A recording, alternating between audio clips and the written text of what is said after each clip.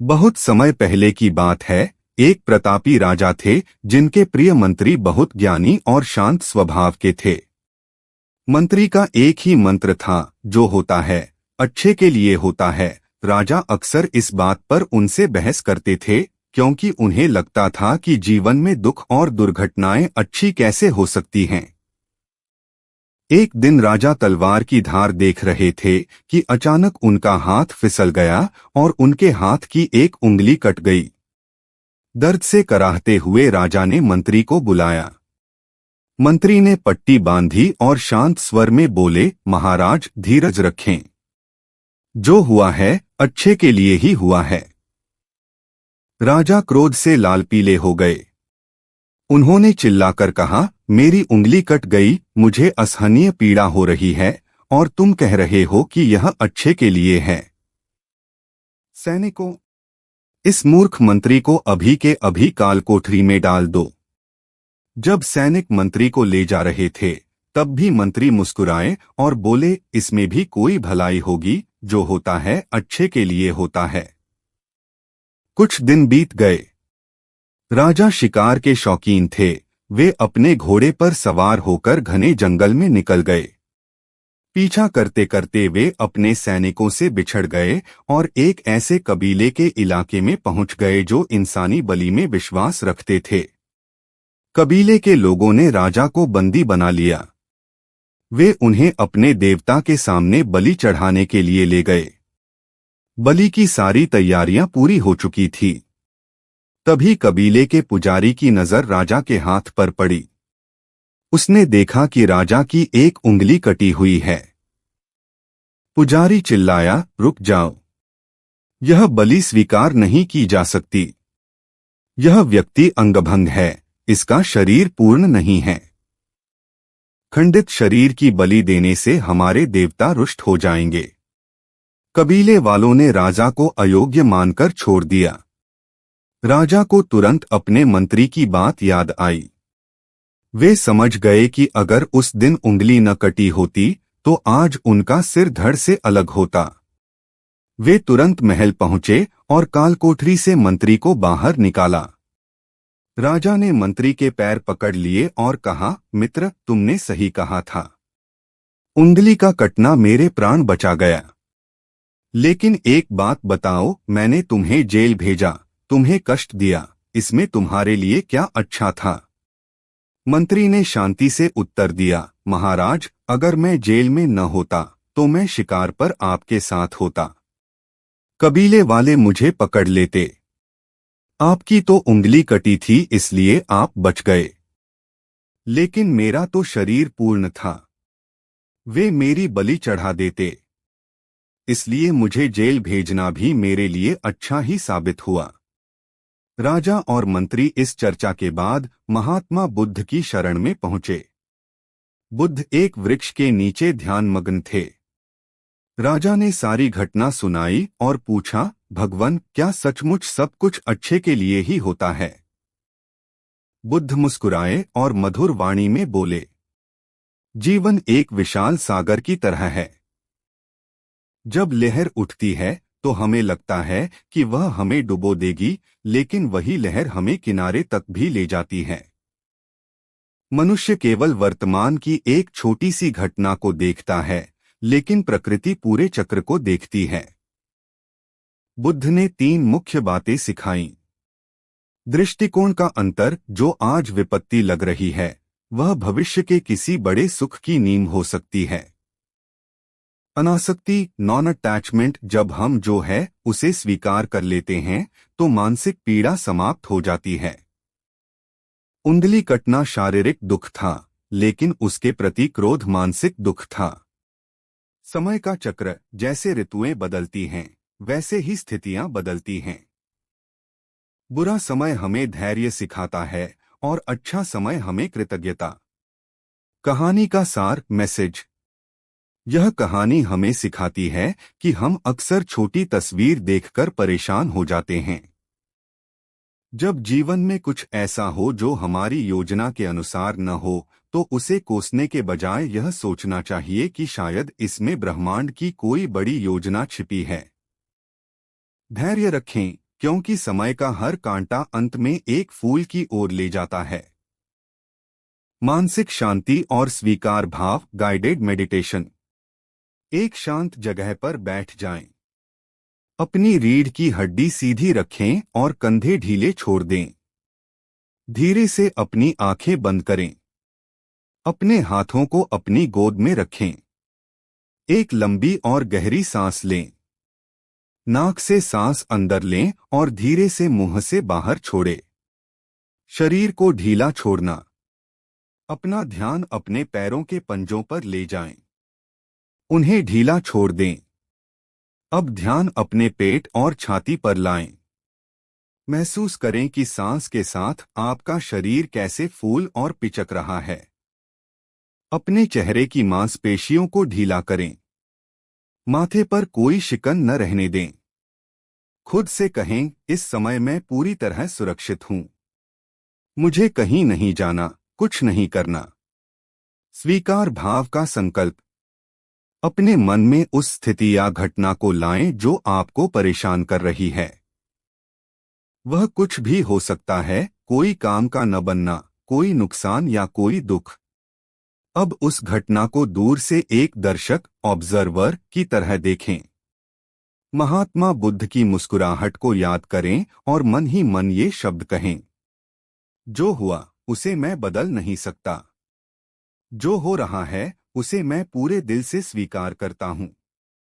मैं विश्वास करता हूँ कि इस परिस्थिति में भी मेरे लिए कुछ अच्छा छिपा है। नकारात्मकता का विसर्जन।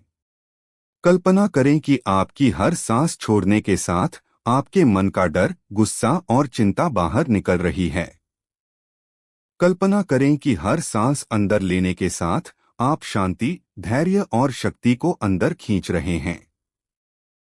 महसूस करें कि आपका मन उस शांत झील की तरह हो गया है जिसमें अब कोई हलचल नहीं है। कृतज्ञता और समापन। अपने दिल पर हाथ रखें। उन चीजों के लिए धन्यवाद दें जो आपके पास सही सलामत हैं, जैसे आपकी सांसें, आपका जीवन, आपका शरीर। राजा की कहानी याद करें, कैसे एक छोटा सा घाव उसके प्राण बचा गया। एक आखिरी गहरी सांस लें और धीरे से मुस्कुराएं। जब आप तैयार महसूस करें तो धीरे धीरे अपनी आंखें खोलें। इस ध्यान के लाभ। यह आपके कोर्टिसोल, स्ट्रेस हार्मोन को कम करता है। यह आपको ओवरथिंकिंग, ज्यादा सोचने के चक्र से बाहर निकालता है। इससे जो होता है अच्छे के लिए होता है वाली बात सिर्फ एक वाक्य न रहकर आपका अनुभव बन जाती है।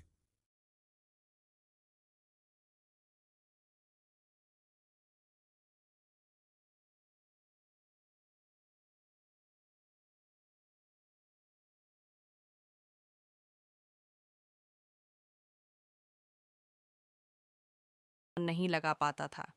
कभी पढ़ाई शुरू करता तो थोड़ी देर में ही इधर उधर का सोचने लगता। खेत में काम करता तो मन ऊब जाता और छोटी छोटी मुश्किलें आते ही वह घबरा जाता। एक दिन अयन ने सोचा, काश कोई मुझे सिखा दे कि मन को कैसे स्थिर रखा जाए। इसी खोज में वह चल पड़ा महात्मा बुद्ध के पास। पहली सीख, मन एक तालाब है। अयन बुद्ध के सामने पहुंचा और बोला, भगवान, मेरा मन बहुत भटकता है। मैं कोई भी काम पूरी तरह नहीं कर पाता। कृपया मार्गदर्शन करें। बुद्ध मुस्कुराए, पास रखी एक छोटी बाल्टी में पानी भरकर बोले, अय्यन, इसमें एक पत्थर डालो। जैसे ही पत्थर गिरा, पानी पूरे तालाब की तरह मंद मंद कांपने लगा। बुद्ध ने पूछा, क्या तुम्हें अपना चेहरा साफ दिख रहा है?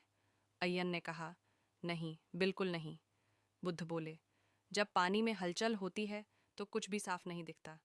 जब मन उलझनों, गुस्से, इच्छाओं और परेशानियों से भरा हो, तब क्या वह अपने लक्ष्य को साफ देख सकता है? अयन ने धीरे से सिर हिलाया। नहीं, बुद्ध ने कहा। तो पहला कदम है मन को शांत करना।